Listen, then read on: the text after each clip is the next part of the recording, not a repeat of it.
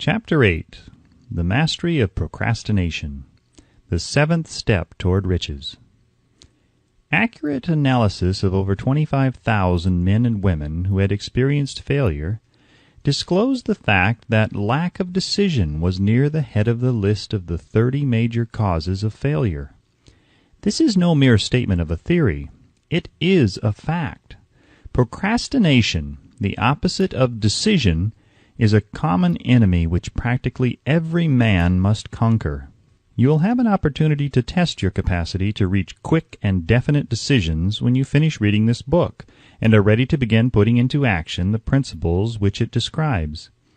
Analysis of several hundred people who had accumulated fortunes well beyond the $1 million mark disclosed the fact that every one of them had the habit of reaching decisions promptly and of changing these decisions slowly, if and when they were changed. People who fail to accumulate money, without exception, have the habit of reaching decisions, if at all, very slowly, and of changing these decisions quickly and often. One of Henry Ford's most outstanding qualities is his habit of reaching decisions quickly and definitely, and changing them slowly. This quality is so pronounced in Mr. Ford that it has given him the reputation of being obstinate. It was this quality which prompted Mr. Ford to continue to manufacture his famous Model T, the world's ugliest car, when all of his advisors and many of the purchasers of the car were urging him to change it. Perhaps Mr. Ford delayed too long in making the change, but the other side of the story is that Mr. Ford's firmness of decision yielded a huge fortune before the change in model became necessary. There is but little doubt that Mr. Ford's habit of definiteness of decision assumes the proportion of obstinacy, but this quality is preferable to slowness in reaching decisions and quickness in changing them. The majority of people who fail to accumulate money sufficient for their needs are generally easily influenced by the opinions of others. They permit the newspapers and the gossiping neighbors to do their thinking for them. Opinions are the cheapest commodities on earth. Everyone has a flock of opinions ready to be wished upon anyone who will accept them. If you are influenced by opinions when you reach decisions, you will not succeed in any undertaking, much less in that of transmuting your own desire into money.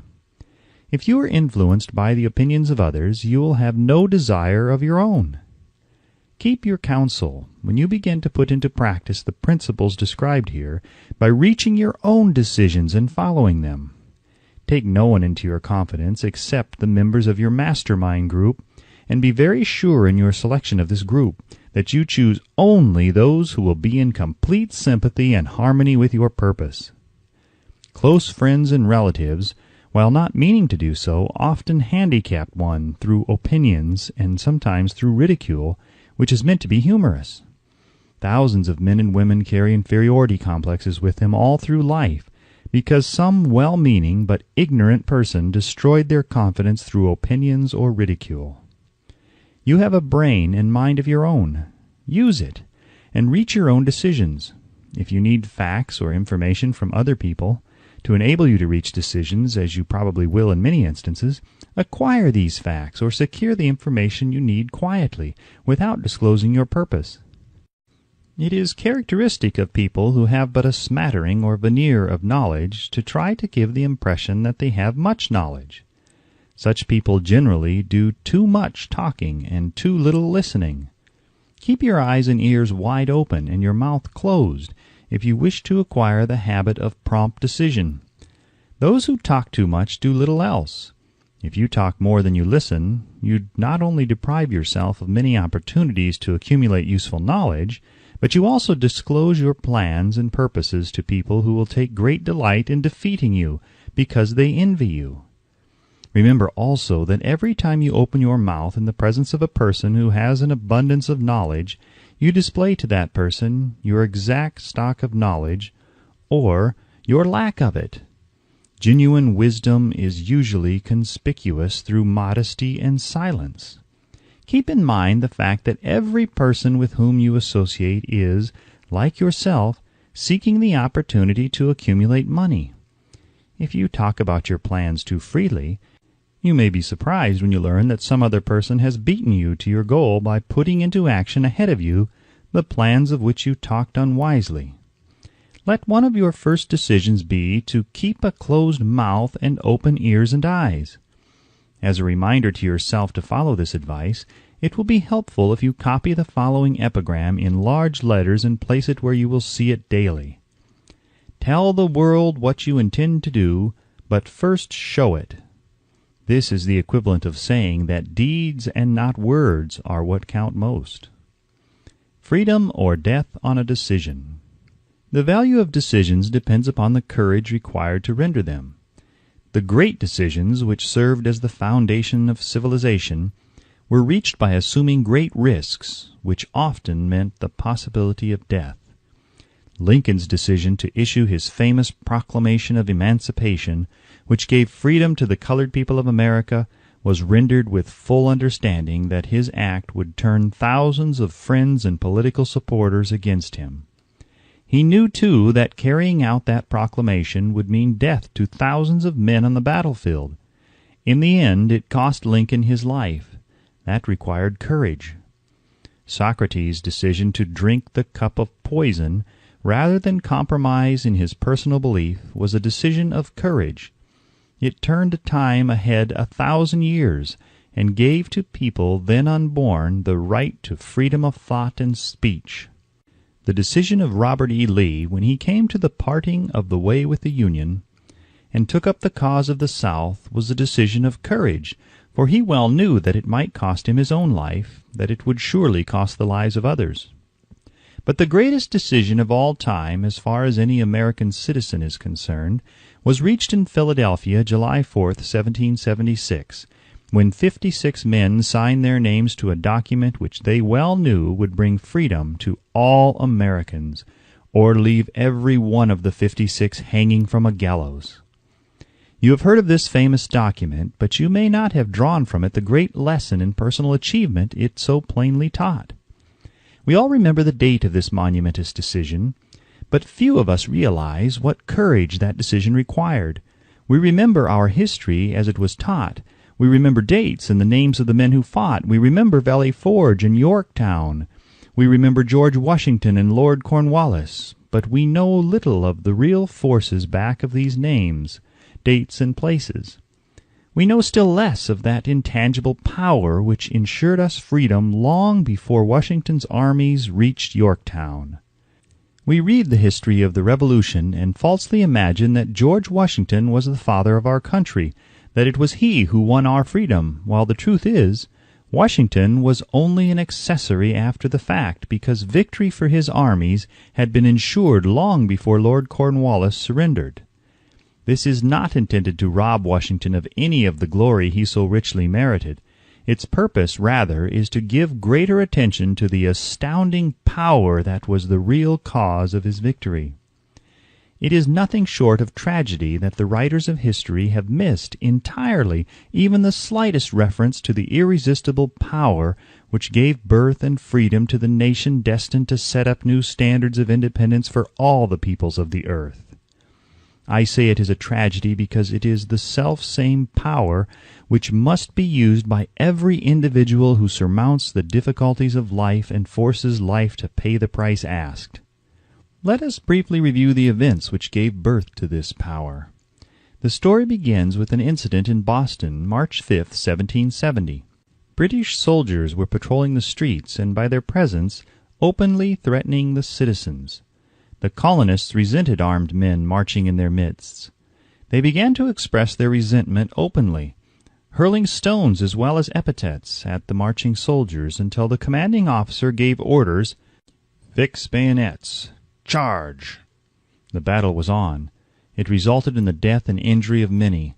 The incident aroused such resentment that the provincial assembly, made up of prominent colonists, called a meeting for the purpose of taking definite action.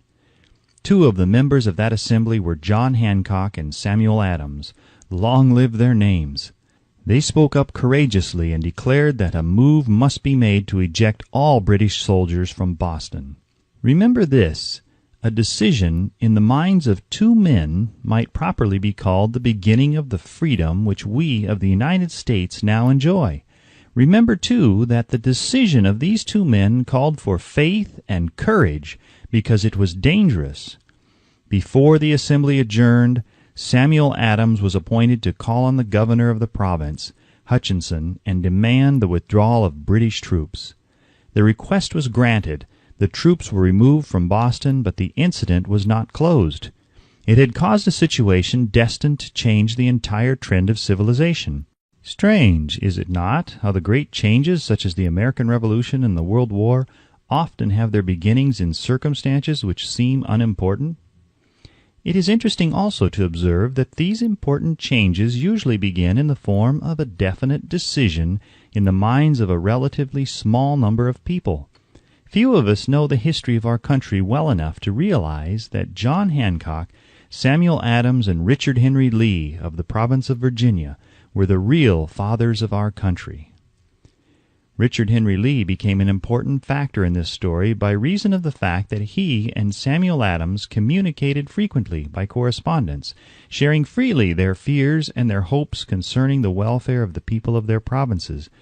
From this practice, Adams conceived the idea that a mutual exchange of letters between the 13 colonies might help to bring about the coordination of efforts so badly needed in connection with the solution of their problems. 2 years after the clash with the soldiers in Boston, March 72, Adams presented this idea to the Assembly in the form of a motion that a correspondence committee be established among the colonies with definitely appointed correspondents in each colony for the purpose of friendly cooperation for the betterment of the colonies of British America. Mark well this incident. It was the beginning of the organization of the far-flung power destined to give freedom to you and to me. The mastermind had already been organized. It consisted of Adams, Lee, and Hancock. I tell you further that if two of you agree upon the earth concerning anything for which you ask, it will come to you from my Father who is in heaven. The Committee of Correspondence was organized. Observe that this move provided the way for increasing the power of the mastermind by adding to it men from all the colonies. Take notice that this procedure constituted the first organized planning of the disgruntled colonists. In union there is strength. The citizens of the colonies had been waging disorganized warfare against the British soldiers through incidents similar to the Boston riot, but nothing of benefit had been accomplished. Their individual grievances had not been consolidated under one mastermind. No group of individuals had put their hearts, minds, souls, and bodies together in one definite decision to settle their difficulty with the British once and for all, until Adams, Hancock, and Lee got together. Meanwhile, the British were not idle. They, too, were doing some planning and masterminding on their own account, with the advantage of having back of them money and organized soldiery. The Crown appointed Gage to supplant Hutchinson as the governor of Massachusetts. One of the new governor's first acts was to send a messenger to call on Samuel Adams for the purpose of endeavoring to stop his opposition by fear.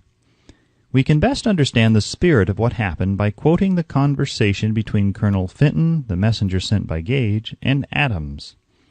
Colonel Fenton: I have been authorized by Governor Gage to assure you, Mr. Adams, that the governor has been empowered to confer upon you such benefits as would be satisfactory.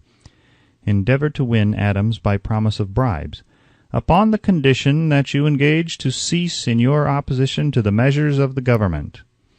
It is the government's advice to you, sir, not to incur the further displeasure of His Majesty. Your conduct has been such as makes you liable to penalties of an order of Henry VIII, by which persons can be sent to England for trial for treason or misprision of treason at the discretion of a governor of a province. But by changing your political course you will not only receive great personal advantages, but you will make your peace with the king. Samuel Adams had the choice of two decisions. He could cease his opposition and receive personal bribes, or he could continue and run the risk of being hanged. Clearly the time had come when Adams was forced to reach instantly a decision which could have cost his life. The majority of men would have found it difficult to reach such a decision. The majority would have sent back an evasive reply, but not Adams. He insisted upon Colonel Fenton's word of honor that the colonel would deliver to the governor the answer exactly as Adams would give it to him. Adams' answer: "Then you may tell Governor Gage that I trust I have long since made my peace with the King of Kings. No personal consideration shall induce me to abandon the righteous cause of my country. And tell Governor Gage it is the advice of Samuel Adams to him no longer to insult the feelings of an exasperated people." Comment as to the character of this man seems unnecessary. It must be obvious to all who read this astounding message that its sender possessed loyalty of the highest order. This is important. Racketeers and dishonest politicians have prostituted the honor for which such men as Adams died.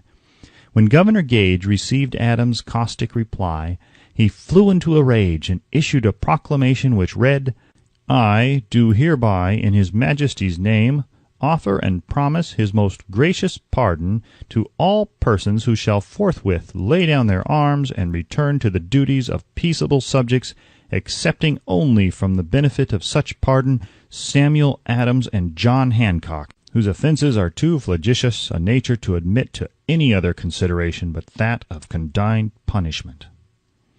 As one might say in modern slang, Adams and Hancock were on the spot. The threat of the irate governor forced the two men to reach another decision, equally as dangerous. They hurriedly called a secret meeting of their staunchest followers. Here the mastermind began to take on momentum. After the meeting had been called to order, Adams locked the door, placed the key in his pocket, and informed all present that it was imperative that a Congress of the colonists be organized and that no man should leave the room until the decision for such a Congress had been reached. Great excitement followed. Some weighed the possible consequences of such radicalism, old man fear. Some expressed grave doubt as to the wisdom of so definite a decision in defiance of the Crown.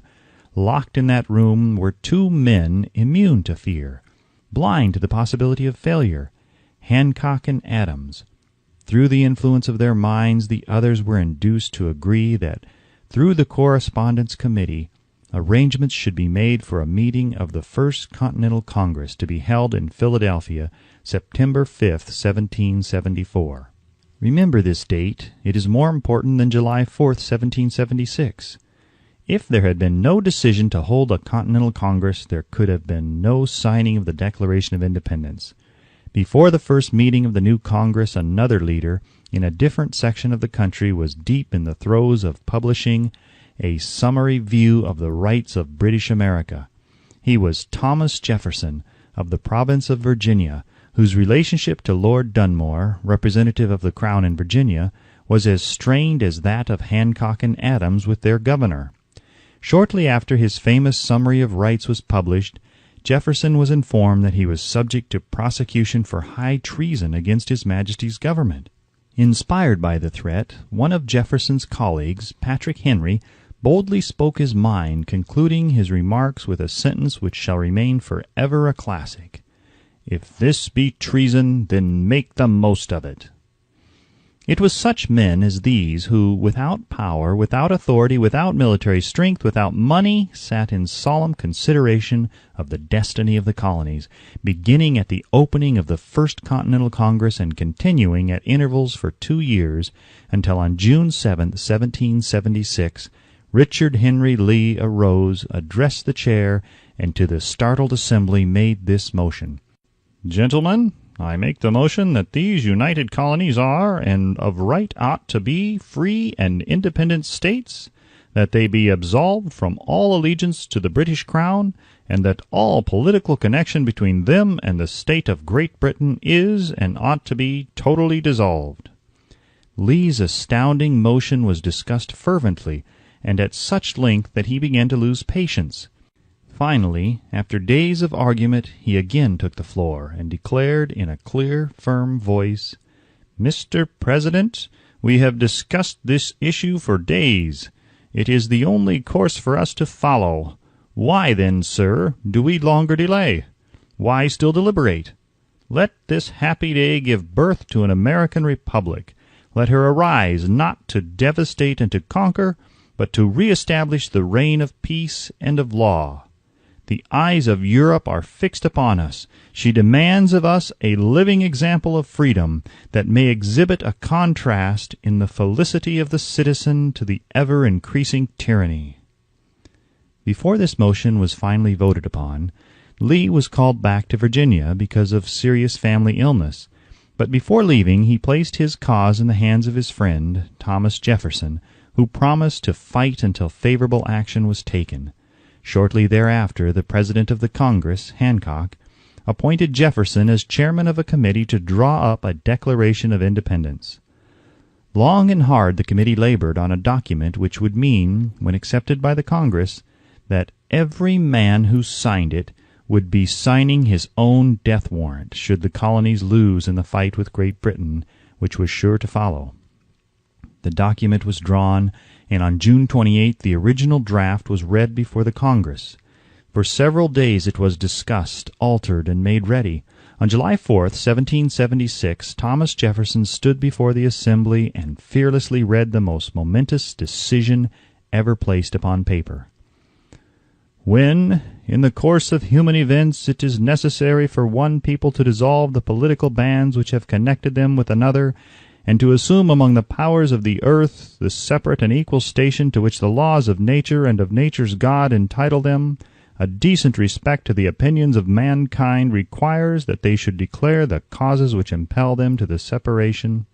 When Jefferson finished, the document was voted upon, accepted, and signed by the 56 men, every one staking his own life upon his decision to write his name. By that decision came into existence a nation destined to bring to mankind forever the privilege of making decisions. By decisions made in a similar spirit of faith, and only by such decisions, can men solve their personal problems and win for themselves high estates of material and spiritual wealth. Let us not forget this. Analyze the events which led to the Declaration of Independence and be convinced that this nation, which now holds a position of commanding respect and power among all nations of the world, was born of a decision created by a mastermind consisting of 56 men. Note well the fact that it was their decision which ensured the success of Washington's armies, because the spirit of that decision was in the heart of every soldier who fought with him, and served as a spiritual power which recognizes no such thing as failure. Note also, with great personal benefit, that the power which gave this nation its freedom is the self-same power that must be used by every individual who becomes self-determining. This power is made up of the principles described in this book. It will not be difficult to detect in the story of the Declaration of Independence at least 6 of these principles: desire, decision, faith, persistence, the mastermind, and organized planning. Throughout this philosophy will be found the suggestion that thought, backed by strong desire, has a tendency to transmute itself into its physical equivalent. Before passing on, I wish to leave with you the suggestion that one may find in this story, and in the story of the organization of the United States Steel Corporation, a perfect description of the method by which thought makes this astounding transformation. In your search for the secret of the method, do not look for a miracle, because you will not find it. You will find only the eternal laws of nature. These laws are available to every person who has the faith and the courage to use them. They may be used to bring freedom to a nation or to accumulate riches. There is no charge save the time necessary to understand and appropriate them. Those who reach decisions promptly and definitely know what they want, and generally get it. The leaders in every walk of life decide quickly and firmly. That is the major reason why they are leaders. The world has the habit of making room for the man whose words and actions show that he knows where he is going.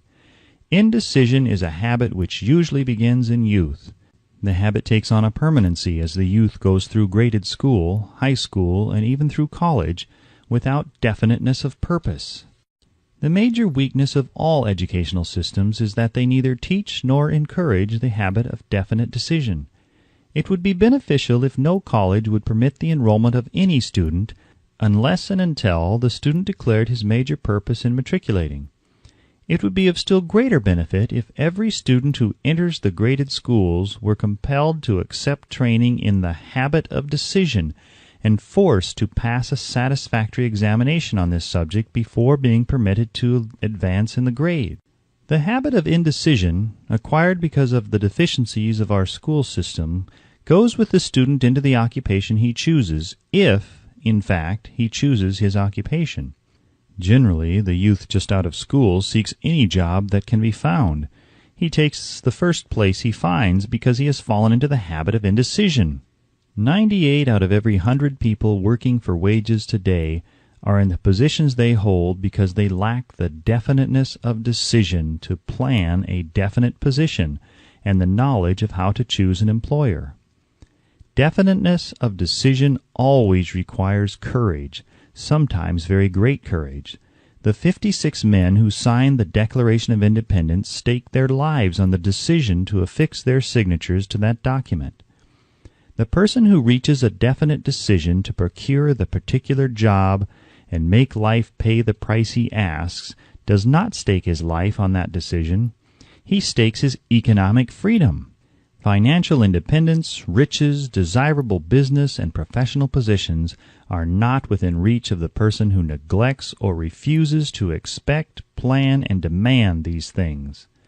The person who desires riches in the same spirit that Samuel Adams desired freedom for the colonies is sure to accumulate wealth.